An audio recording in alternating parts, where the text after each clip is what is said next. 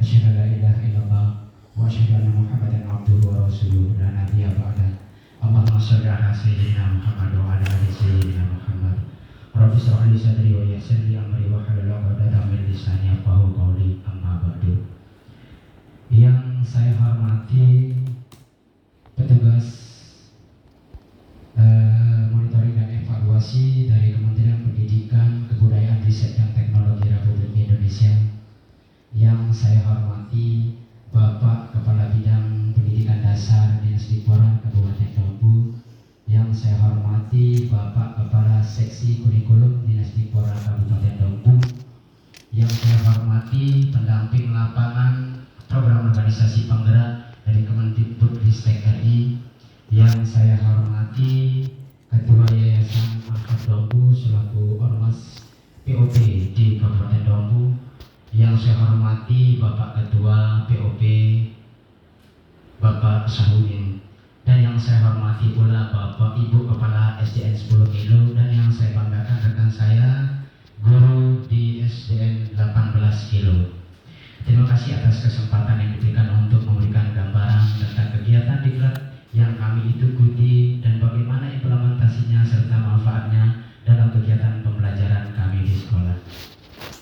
Diklat yang diselenggarakan oleh Kemendikbudristek RI melalui POP ini tentunya bertujuan untuk meningkatkan mutu pendidikan dan demi terlaksananya program Merdeka Belajar.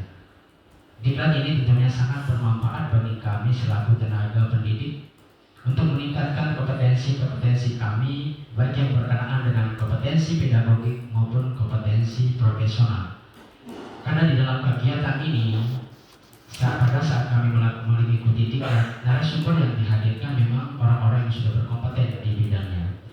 Dan terlebih program ini dapat terlaksana lebih efektif, lebih baik sesuai dengan harapan. Mengingat setelah kami menerima diklat, materi diklat dalam kegiatan diklat yang diselenggarakan oleh POP, tim dari Yayasan Al-Fat Dompu selaku Ormas pelaksanaan organisasi penggerak senantiasa melakukan kunjungan-kunjungan di tiap sekolah sasaran. Begitu juga dengan di sekolah kami di SDN 26 PK yang sedikit tidak sudah digambarkan oleh Ibu Kepala SD 10 tadi, PK tadi. Jadi secara geografis untuk diketahui sekolah kami itu merupakan sekolah paling terpencil di Kabupaten Dompu. Itu karena akses jalan yang untuk masuk ke sana itu sangat sulit dilewati bagi orang yang belum terbiasa. Terlebih pada musim penghujan tiba, ada dua orang teman dari kemarin dari tim Yayasan Al-Fat Dompu yang terjebak pada saat hujan itu sulit bisa keluar karena kondisi jalannya licin. Namun alhamdulillah tim dari Yayasan Al-Fat Dompu ini meskipun dengan realitas seperti itu kondisi geografis kami, mereka senantiasa melakukan monitoring, evaluasi serta memberikan masukan-masukan terhadap kekurangan-kekurangan pada saat kami melakukan praktik di sekolah. Jadi karena dengan semangat dan pengabdian yang tinggi, dan hal ini kami tentunya dari SDN 26 PK khususnya mengapresiasi hal ini. Dan ada pun kegiatan-kegiatan diklat yang kami ikuti selama kegiatan diklat yang diselenggarakan oleh Yayasan Al-Fat Dompu selaku organisasi masyarakat pelaksana program organisasi penggerak. Yang pertama tentang manajemen kelas. Di sini kami dibimbing untuk sebagai tenaga pendidik untuk mampu memanage ruang kelas kami. Yang dalam ini mampu merencanakan pengorganisasian serta pengawasan untuk mencapai tujuan pembelajaran. Dan di sini juga kami ditekankan untuk mampu menciptakan suasana belajar yang aktif, inovatif, kreatif, efektif, menyenangkan, gembira, dan berbobot. Dan dalam kegiatan ini juga untuk mencapai tujuan tersebut dalam kegiatan ini kami diharapkan mampu membuat pajangan-pajangan kelas dengan kertas manila dan sebagainya sehingga kelas itu terlihat menarik dan yang membuat siswa betah di dalamnya. Kemudian yang kedua, kami diharapkan juga mampu membuat aturan-aturan kelas yang kami sepakati bersama dengan siswa untuk menunjang kondisi belajar yang lebih efektif. Dan yang ketiga dengan membuat ice breaking. Nah, memasukkan ice breaking dalam kegiatan pembelajaran ini memang sangat bermanfaat kami rasakan sebagai tenaga pendidik di dalam kelas. Mengingat ketika sudah mulai jam 11 sampai ke atas, siswa dalam mengikuti kegiatan pembelajaran itu sudah mulai terlihat jenuh, terlihat ngantuk dan kurang bersemangat dalam mengikuti kegiatan pembelajaran. Nah, dengan metode ice breaking ini sangat terbukti mampu meningkatkan kembali dan semangat mereka dalam mengikuti kegiatan pembelajaran. Itu kami lakukan melalui tepuk tangan, melalui bernyanyi, maupun dengan gerakan-gerakan. Dan adapun diklat yang kedua yang kami ikuti adalah model-model pembelajaran. Seperti yang kita ketahui bersama bahwa salah satu karakteristik pembelajaran abad 21 yaitu lebih menekankan atau fokus meningkatkan 4 kompetensi, yaitu 4C, yaitu communication, kemampuan untuk berkomunikasi, collaboration, kemampuan siswa untuk bekerja sama, critical thinking, keterampilan berpikir kritis, dan creativity atau kreativitas. Nah, untuk menunjang 4 kompetensi siswa tersebut tentunya diperlukan model-model pembelajaran yang sesuai. Dan di dalam kegiatan diklat ini kami dibimbing untuk membuat model-model pembelajaran yang kami desain di dalam rencana pelaksanaan pembelajaran, yaitu model inquiry learning atau penyelidikan dan project based learning atau pembelajaran berbasis proyek. Di sini juga kami diperkenalkan pada model-model lain seperti discovery learning, melakukan penemuan, serta program based learning, pembelajaran berbasis masalah, yang sering saya coba praktekkan di sekolah, yaitu PBL ini, Bapak Kabid Dikdas. Di dalam model pembelajaran ini, jadi kita dalam kegiatan pembelajaran kami dituntut untuk menjadikan siswa itu sebagai subjek yang aktif dalam kegiatan pembelajaran. Jadi guru hanya memfasilitasi dan membimbing proses kegiatan pembelajaran itu, sehingga di sini paradigmanya berubah dari menanamkan pengetahuan menjadi membangun pengetahuan oleh diri siswa itu sendiri. Dan diklat yang ketiga yang kami ikuti adalah pemanfaatan IT. Seperti kita ketahui bersama juga bahwa siswa anak yang terlahir setelah 1995 itu dilambangkan dengan generasi Z, di mana generasi Z ini memiliki gaya belajar, mereka lebih suka hal-hal yang berhubungan dengan internet. Dan tentunya kami sebagai guru yang inovatif dituntut untuk menerapkan TPACK, yaitu teknologi, pedagogik, and content knowledge dalam kegiatan pembelajaran. Kalau dibahasakan dalam bahasa Indonesianya, izin Pak Kabid, jadi mengintegrasikan teknologi dalam kegiatan pembelajaran serta menggabungkan pengetahuan pedagogik dengan konten atau materi pembelajaran. Jadi materi yang kami aplikasi yang diperkenalkan pada kami pada saat diklat yaitu Google Form. Nah, sedikit saya mengangkat fenomena yang saya rasakan di SD 26 PK ketika pertama sekali saya menerapkan menggunakan aplikasi Google Form ini dalam kegiatan pembelajaran. Yang kebetulan saat itu di kelas 6 saya sedang mengadakan kegiatan ulangan harian. Saya mendesain soal-soal ulangan harian dalam bentuk pilihan ganda dan soal isian itu dalam bentuk krisis.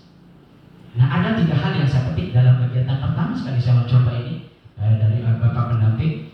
Yang pertama, antusiasme, motivasi mereka dalam mengikuti kegiatan pembelajaran itu sangat tinggi. Seolah-olah terlihat mereka itu sedang bermain-main karena menggunakan aplikasi ini. Kemudian yang kedua, yang kami rasakan di sini, awalnya saya merasa ragu karena seperti yang diceritakan dari awal tadi, kondisi geografis kami di SD 26 PK itu berada di daerah perbukitan yang sebagian wilayahnya itu tidak terakses dengan jaringan internet.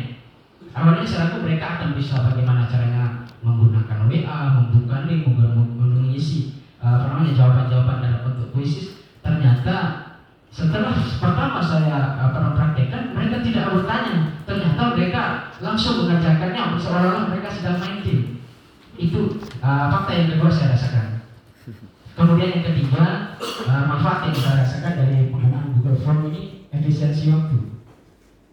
Ketika biasanya saya mengadakan ulangan harian, durasi waktu yang saya siapkan 30 menit. Akan tetapi dengan menggunakan aplikasi Google Form ini, mereka bisa selesaikan dalam durasi waktu 15 sampai 20 menit.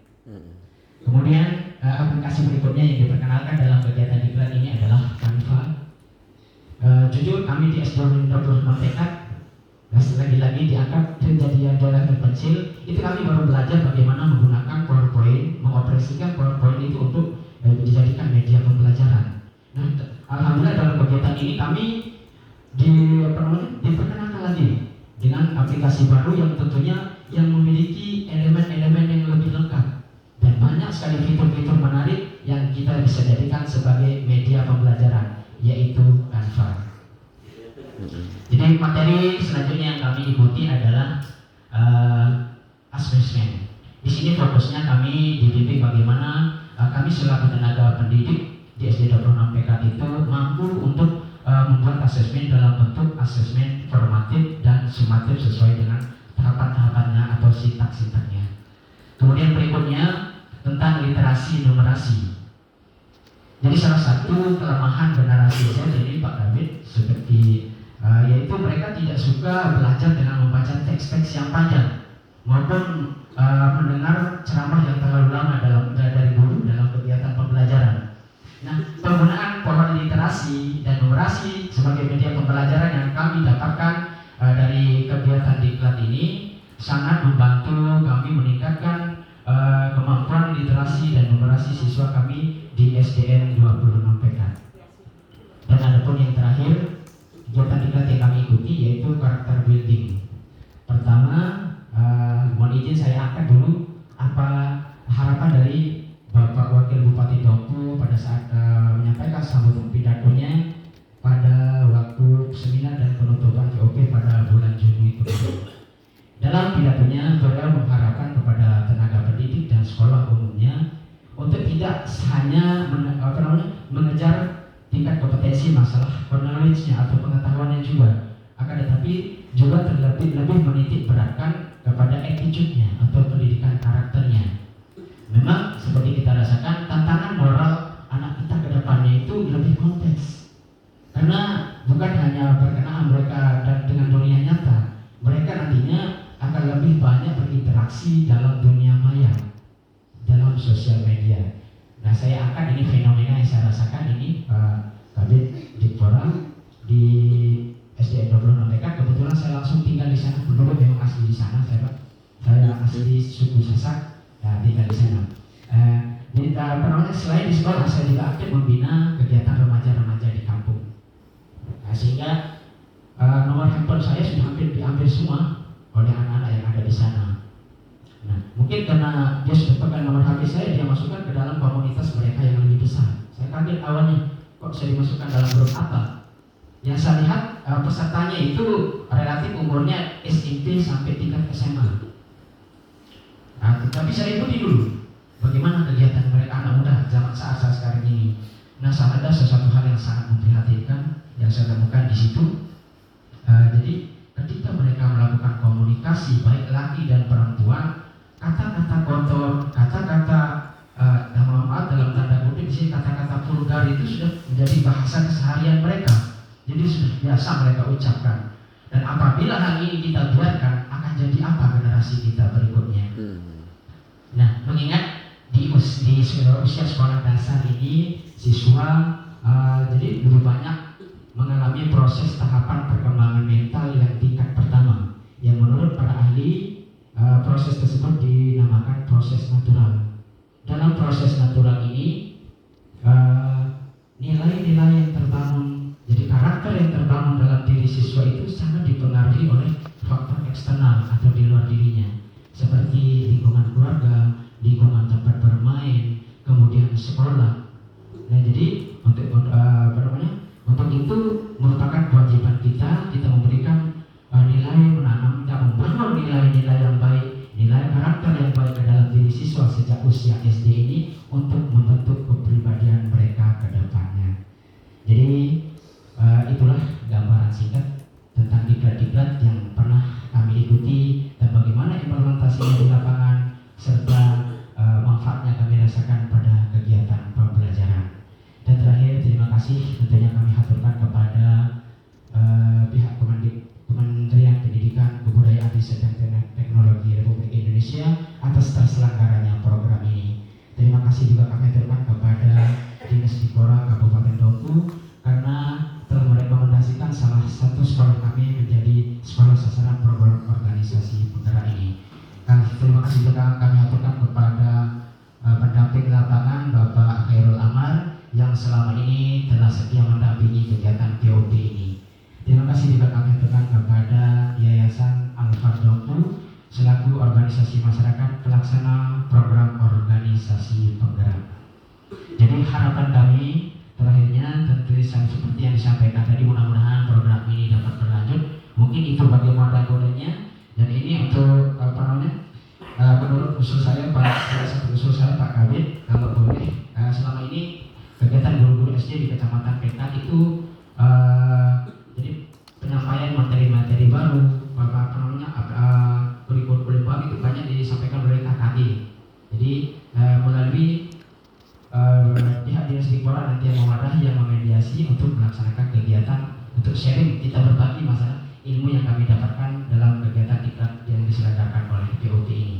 Kemudian wabil khusus dari SDN 26 PK ada satu kendala kami dalam mengimplementasikan IT ini dalam kegiatan pembelajaran. Agar pada saat kami praktik, jujur kami di SD 26 PK tidak memiliki proyektor. Jadi terpaksa kami pinjam di SD sebelah, SD besar itu SD 12 untuk dapat kami gunakan.